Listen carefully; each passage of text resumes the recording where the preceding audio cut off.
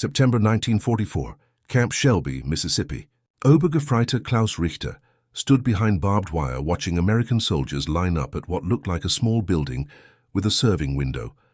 laughing and joking as they waited their turn for something he couldn't identify from this distance. He'd been a prisoner of war for 3 months since his capture in Normandy,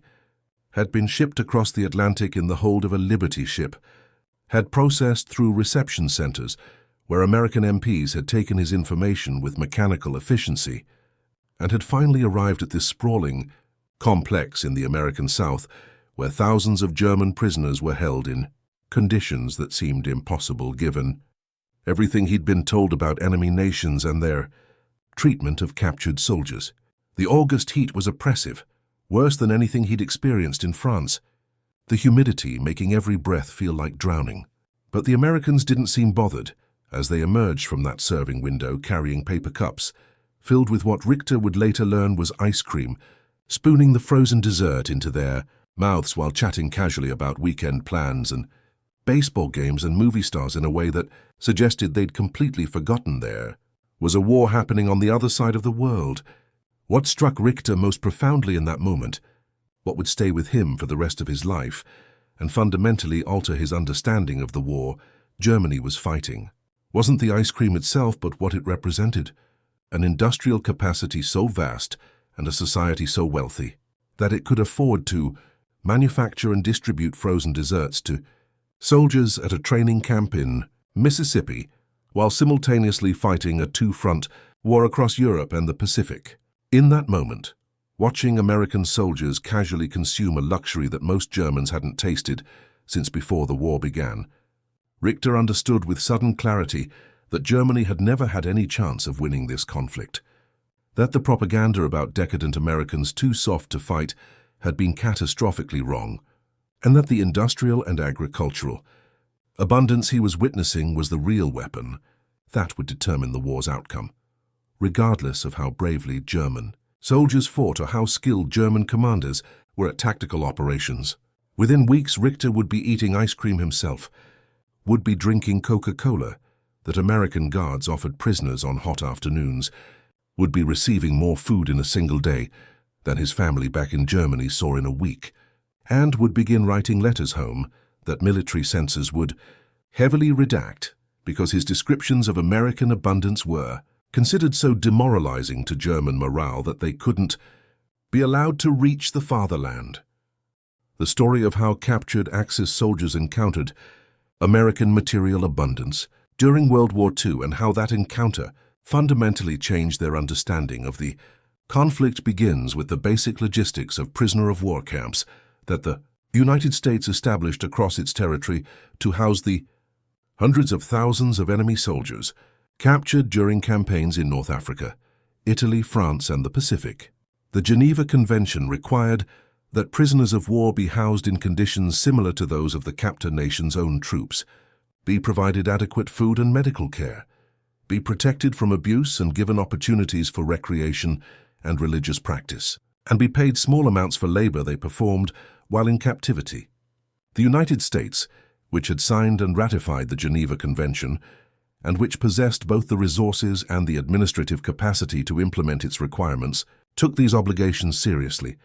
not purely from humanitarian impulses but from practical calculation. That proper treatment of enemy prisoners would encourage future surrenders and would protect American prisoners held by enemy nations who might reciprocate decent treatment. What American planners hadn't fully anticipated was how the standard of living that American troops enjoyed as a baseline, the material abundance that was so commonplace in American society that it seemed unremarkable to citizens who'd grown up with it, would appear to enemy soldiers who came from nations where years of war had created severe shortages and where, even before the war, the standard of living had been considerably lower than America's. German soldiers in 1944 were being fed rations that provided maybe 2,000 calories per day, and often less as Germany's food production declined and transportation networks were disrupted by Allied bombing. Japanese soldiers frequently subsisted on rice and whatever they could forage, with protein so scarce that capturing enemy supplies was often a tactical objective driven by hunger rather than military necessity. Italian soldiers before Italy's surrender had been fed pasta and bread with occasional meat when available, operating on logistics that assumed soldiers would supplement rations by requisitioning food from occupied territories. American soldiers, by contrast, were receiving rations that provided 3,500 to 4,000 calories per day. Included meat at nearly every meal, came with coffee and sugar and cigarettes and candy as standard issue, and were supplemented by post exchanges where soldiers could purchase additional food, toiletries, cigarettes, and sundries at subsidized prices that made these items affordable even on a private's pay. When prisoners of war were fed according to Geneva Convention requirements, at standards similar to American troops, the contrast between what they'd been eating as soldiers of their own nations and what they now received as prisoners was so dramatic that many initially believed it was temporary, a propaganda effort that would end once they'd been processed and shipped to permanent camps. Klaus Richter's journey from German soldier to American prisoner had begun in the chaos of the Normandy hedgerows, where American forces were grinding through German defensive positions with an inevitability that suggested they had unlimited ammunition and unlimited replacements for casualties. He'd been a machine gunner in the 352nd Infantry Division, one of the units that had made the Americans pay dearly for every field and hedgerow. But by late July, his company had been reduced from 140 men to 38. Their ammunition was running low. Their food supplies had been reduced to whatever they could scavenge from destroyed villages. And the American artillery fire was so constant and so accurate that movement during daylight was suicidal. When American infantry finally overran their position after an artillery barrage that seemed to last hours, Richter's first coherent thought after realizing he was still alive was relief that he wouldn't have to be hungry anymore, that he wouldn't have to listen for the whistle of incoming artillery, that the war was over for him even if it meant spending the duration in a prison camp that he assumed would be grim and possibly brutal based on the propaganda he'd absorbed about American gangster culture and racial violence and capitalist exploitation. The reality was stranger than anything propaganda had prepared him for. The American soldiers who'd captured him were young, most of them looking barely 20 years old, but they were well-fed and well-equipped in ways that made Richter's German uniform and gear look shabby by comparison. They shared cigarettes with prisoners, offered water from canteens that attached to web gear so sophisticated it made German leather equipment seem medieval, spoke with casual profanity and irreverence about their officers that would have resulted in courts-martial in the Wehrmacht, and treated capture as a routine administrative task rather than the life-or-death drama German training had suggested enemy soldiers would make of it. Within hours, Richter and other prisoners were in a collection point where they were searched, their valuables inventoried, and placed in bags that would follow them through the prisoner system, given medical examinations by American doctors who treated wounds without making distinctions between American and German casualties, hand-fed from field kitchens that were serving the same rations American troops received. The food was astonishing: white bread that was soft and fresh, canned meat that came in quantities Richter hadn't seen since before the war, coffee with real sugar, fruit cocktail in heavy syrup that seemed impossibly luxurious given they were in a combat zone, where logistics should have been strained. Richter ate until he felt sick, then ate more because he couldn't believe this abundance was real and wanted to consume as much as possible before it disappeared, and prison camp rations reverted to what he expected they would be. The transportation of Axis prisoners to the United States revealed the scale of American logistics in ways that were impossible for captured soldiers to ignore or rationalize as temporary anomalies. German prisoners captured in France were moved to ports and loaded onto Liberty ships that had been converted to troop and prisoner transport, vessels that themselves represented American industrial capacity, given they were being mass-produced at rates of 3 ships per day from shipyards that hadn't existed before the war began. The Atlantic crossing took 2 weeks, during which prisoners were housed in holds that were crowded and uncomfortable, but were provided regular meals, medical care, and access to latrines that functioned properly, a contrast to German U-boats that were hunting these same convoys, and whose crews lived in conditions so cramped and unsanitary that submariners were considered among the most miserable servicemen in any navy. Upon arrival at American ports, Prisoners saw cities that showed no signs of war damage, docks that were bustling with commercial and military shipping, warehouses stacked with supplies that suggested unlimited resources, and civilian populations that were well-dressed and well-fed, and driving automobiles in numbers that seemed impossible to men from nations where private car ownership had been restricted even before the war. The trains that carried prisoners from ports to inland camps were standard American rolling stock, not the cattle cars German propaganda suggested would be used, and the journey across American landscapes revealed agricultural abundance that was staggering to men who'd left Europe where food shortages were becoming critical. Fields of corn and wheat stretched to horizons. Cattle grazed in pastures that seemed impossibly large. Small towns had multiple churches and schools and commercial districts that suggested prosperity, so far removed from wartime austerity that prisoners wondered if they were being shown a carefully curated route designed to demoralize them. But the route wasn't curated. The abundance was real. And the more prisoners saw of America, the more they understood that their own nations had been fighting an opponent whose resources were so vast that military skill and tactical proficiency couldn't overcome the fundamental disparity in industrial and agricultural capacity. Camp Shelby, where Klaus Richter eventually arrived, was one of dozens of prisoner-of-war camps scattered across the United States, facilities that ranged from small work camps attached to farms or lumber operations to large compounds that housed thousands of prisoners in barracks, arranged in neat rows surrounded by barbed wire and guard towers. The camp had been built to house Italian prisoners initially, then converted to German prisoners after Italy's surrender, and by late 1944 was holding over 5,000 German enlisted men and NCOs in conditions that met Geneva Convention requirements, and in many ways exceeded them because American abundance made it easier to provide excess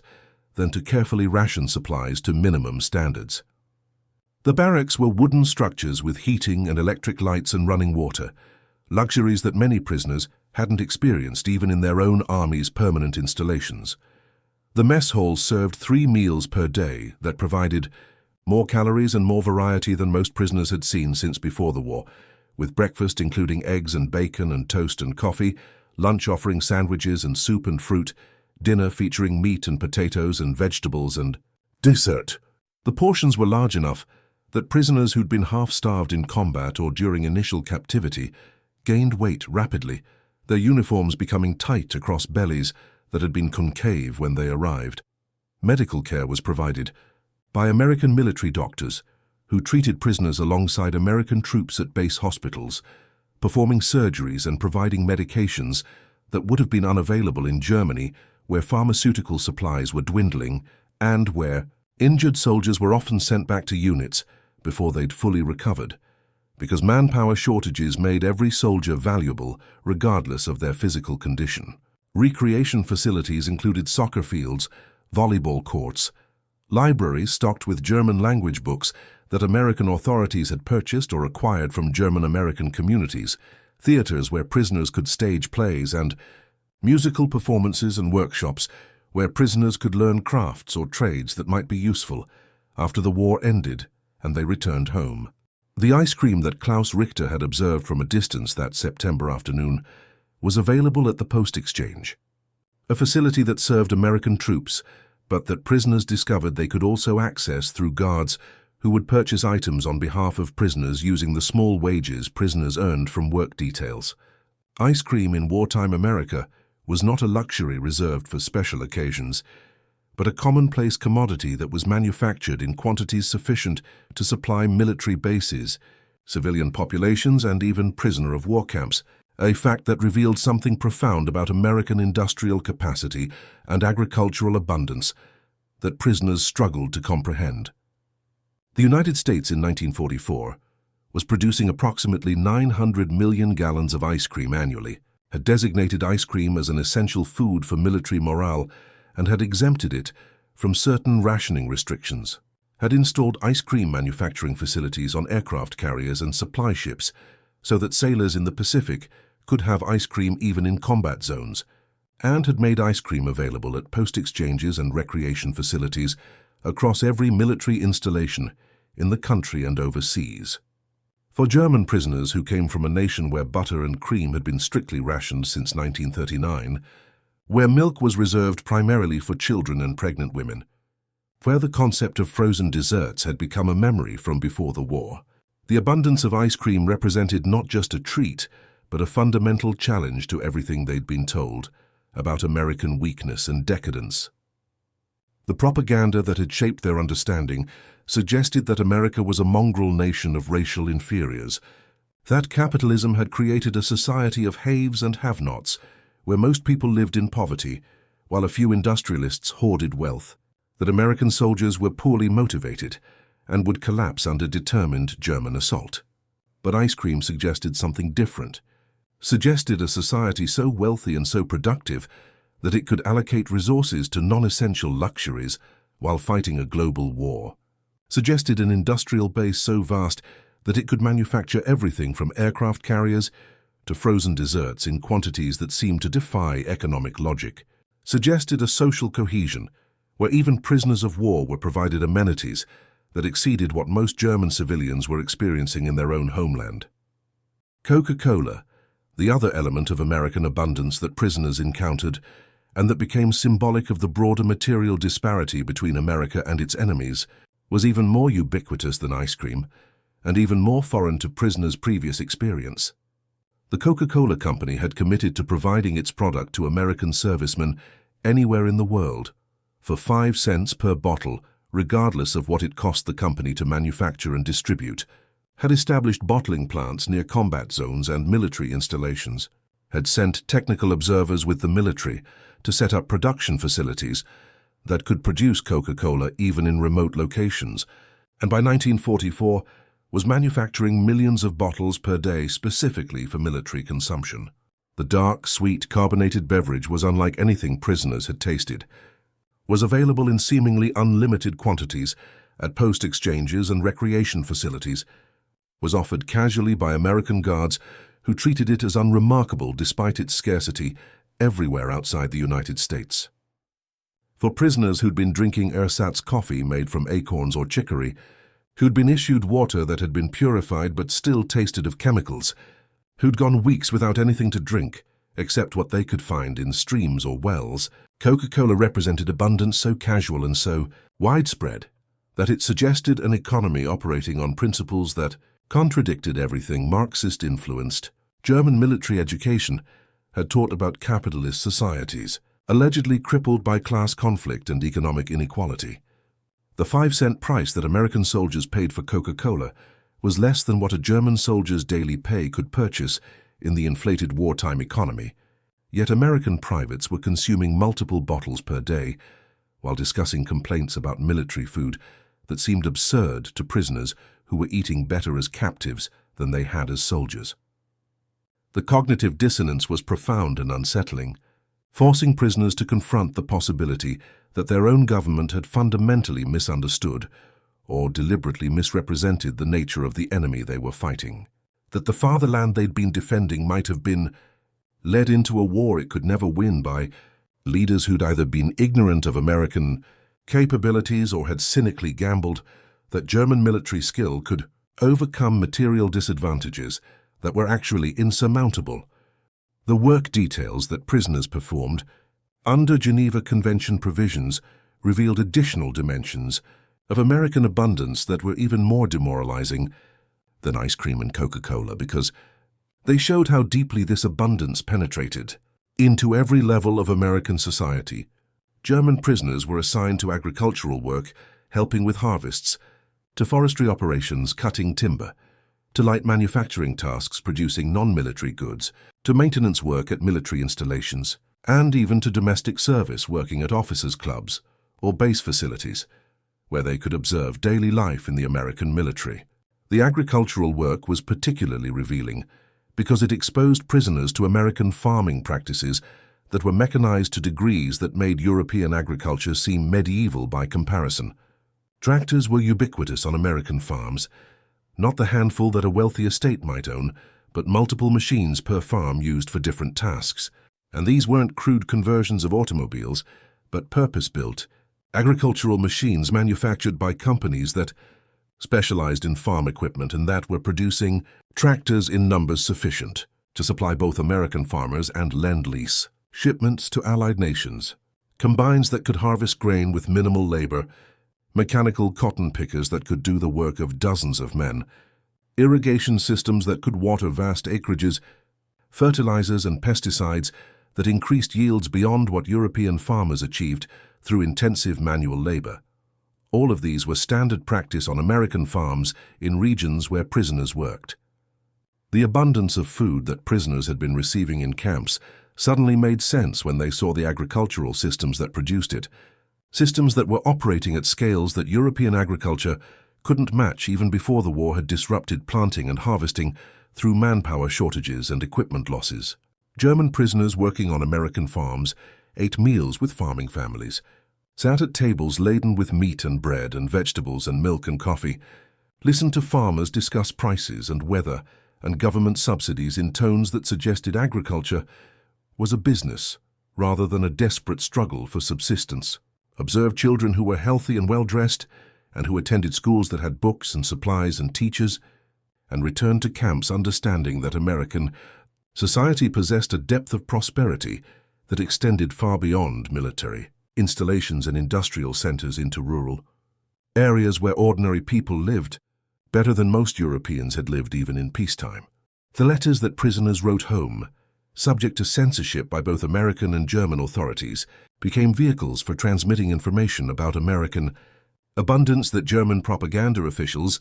found deeply troubling, because the cumulative effect was to undermine narratives about American weakness and to suggest that Germany was losing a war it could never have won. Klaus Richter wrote carefully worded letters to his wife in Leipzig, describing his treatment,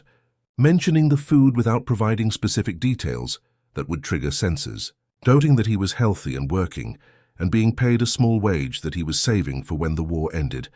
and he could return home. But even careful wording couldn't completely obscure the underlying message that life as a prisoner in America was materially better than life as a soldier in the Wehrmacht had been. Better possibly than life for civilians in Germany, where strategic bombing was destroying cities and where food rations were being cut repeatedly as agricultural production declined and transportation networks were disrupted. Other prisoners were less careful or more deliberately subversive, writing letters that explicitly described American abundance and that argued Germany should surrender before more lives were wasted fighting an unwinnable war. And these letters were intercepted by censors who recognized them as potentially demoralizing to home front morale and who either destroyed them or heavily redacted them before allowing them to continue to recipients. But some letters got through,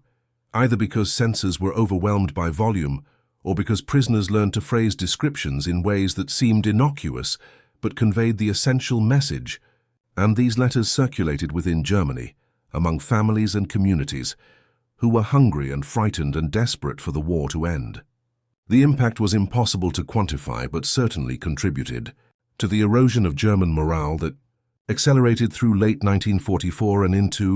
1945 as military defeats multiplied and as the gap between propaganda narratives and lived reality became too wide to ignore or rationalize. Japanese prisoners, though far fewer in number than German or Italian prisoners, because Japanese military culture discouraged surrender to the point where capture was considered a disgrace worse than death, had even more extreme reactions to American abundance, because the contrast with their own experiences was even starker. Japanese soldiers who were captured, whether through being wounded and unable to commit suicide, or through being cut off from units and facing starvation, or through rare instances where surrender seemed preferable to certain death, arrived at American custody expecting brutal treatment based on propaganda that portrayed Americans as racist barbarians who tortured prisoners and desecrated bodies.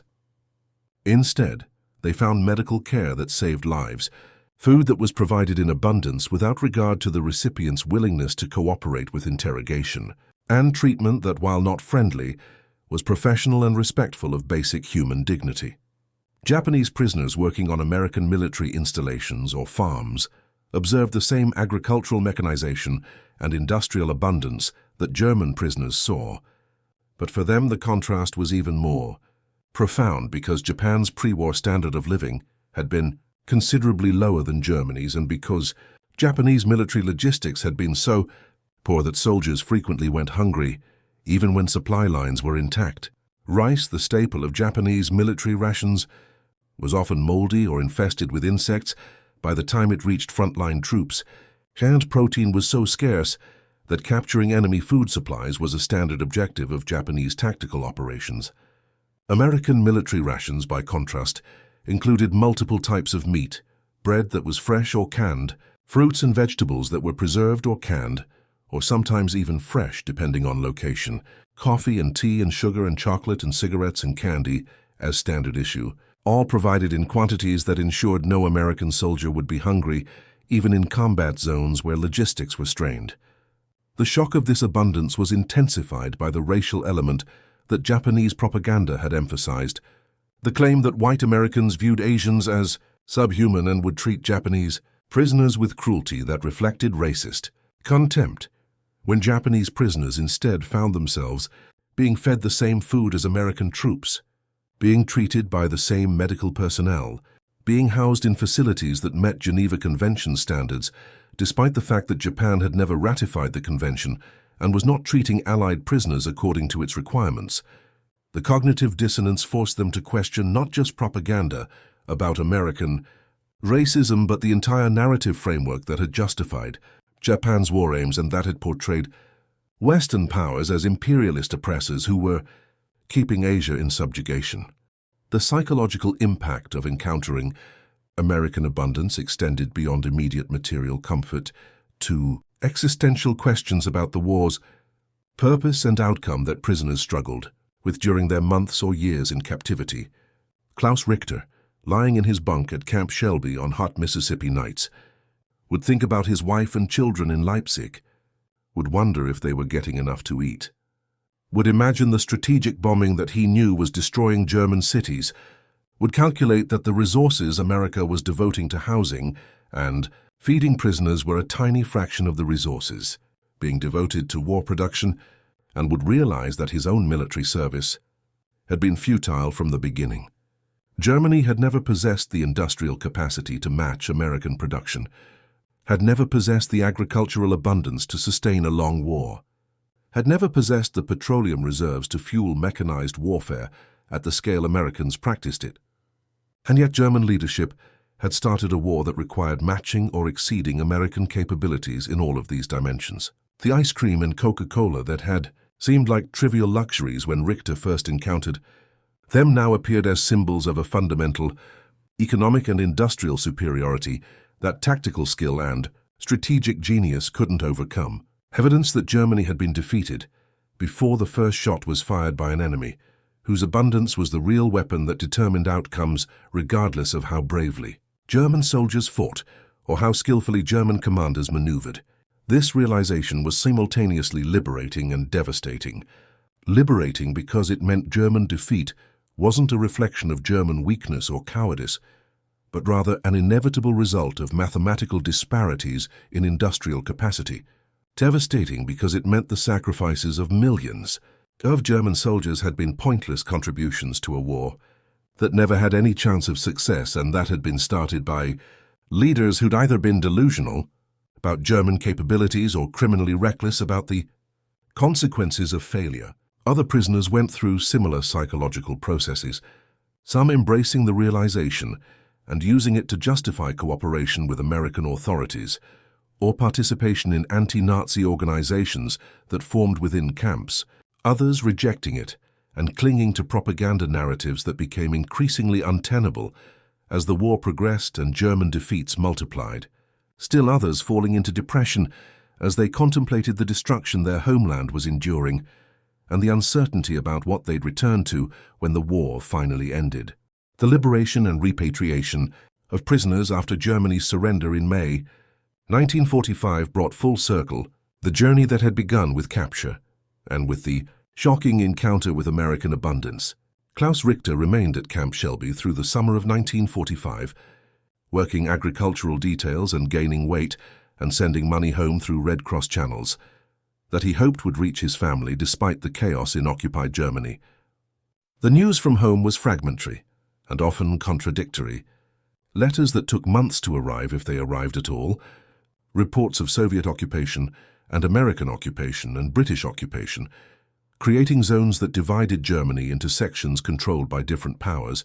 descriptions of cities that had been reduced to rubble and civilian populations that were homeless and starving. Richter had been eating 3 full meals per day, plus ice cream and Coca-Cola, while his family had been surviving on rations that provided barely enough calories to prevent starvation, a reversal so complete and so morally uncomfortable that he struggled to reconcile his relatively comfortable captivity with the suffering that his imprisonment had paradoxically spared him from experiencing. His repatriation came in early 1946, a journey by ship, back across the Atlantic to a Germany that barely resembled the nation he'd left, cities that were ruins, transportation systems that had been destroyed, an economy that had collapsed so completely that cigarettes and chocolate from American soldiers were more valuable than German currency.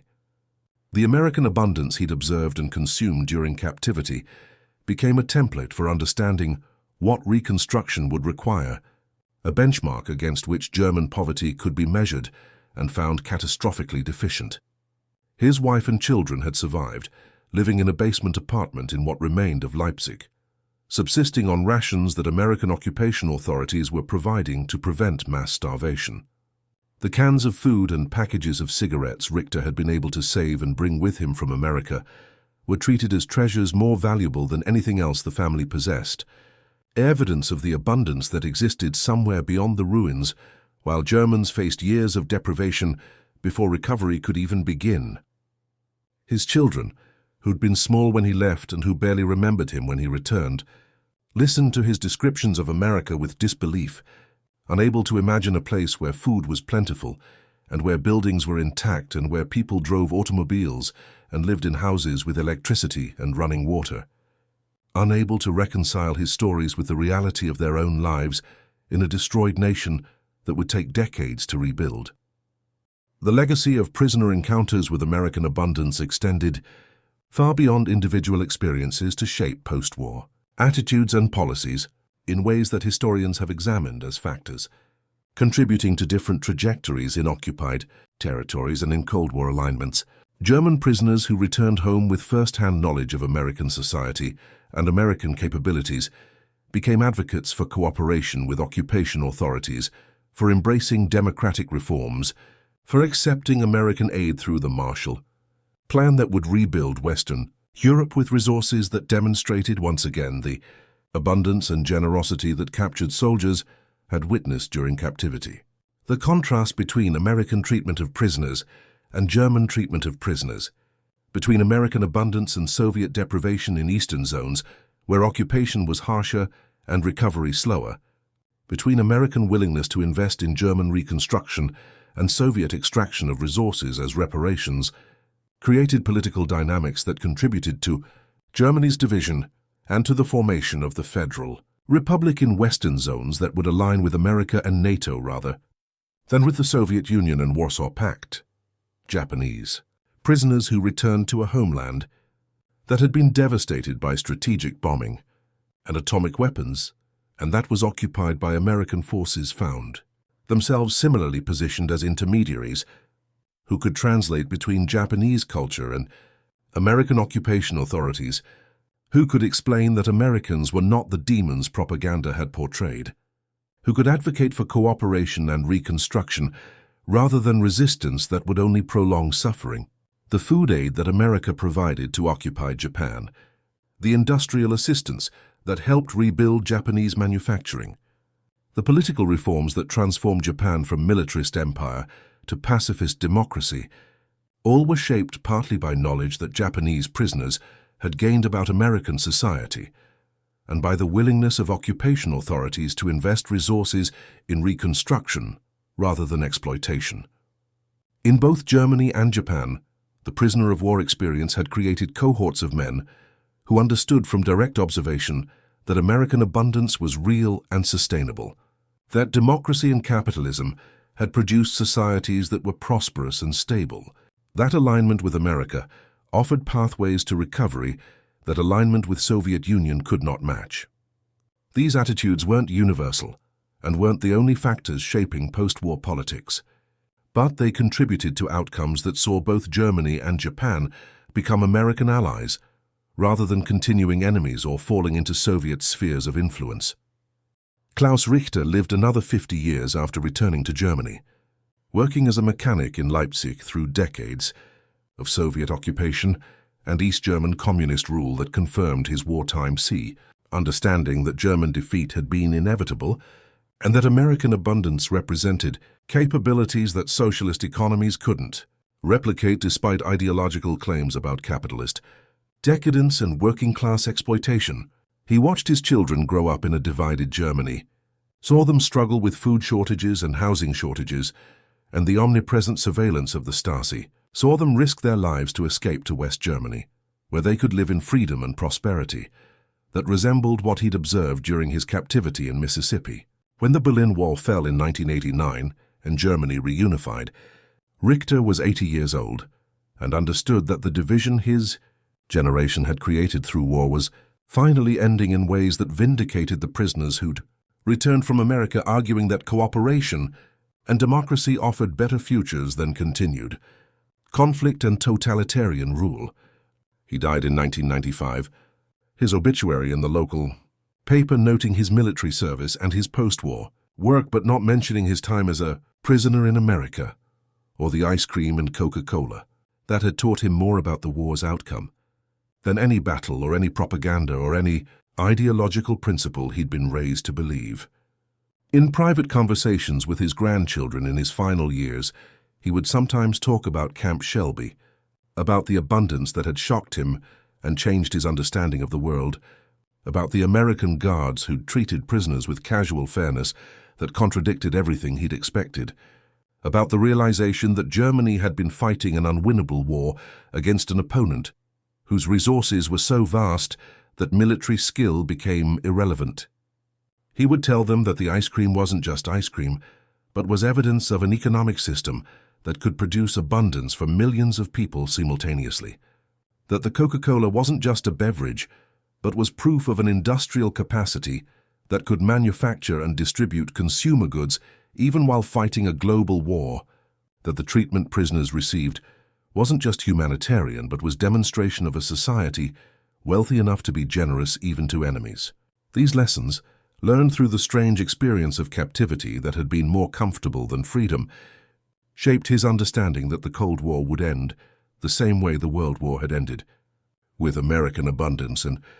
democratic capitalism outlasting totalitarian systems that could mobilize populations through coercion but couldn't match the productivity and innovation that free societies generated. He was right, though he barely lived to see it. His death coming just a few years after the Soviet Union collapsed and the Cold War ended with American victory that proved once again that abundance was the weapon that mattered most, that ice cream and Coca-Cola were symbols of an economic system that could bury competitors not through military force but through simple material superiority that made opposition futile and alignment attractive to populations who wanted prosperity more than they wanted ideology.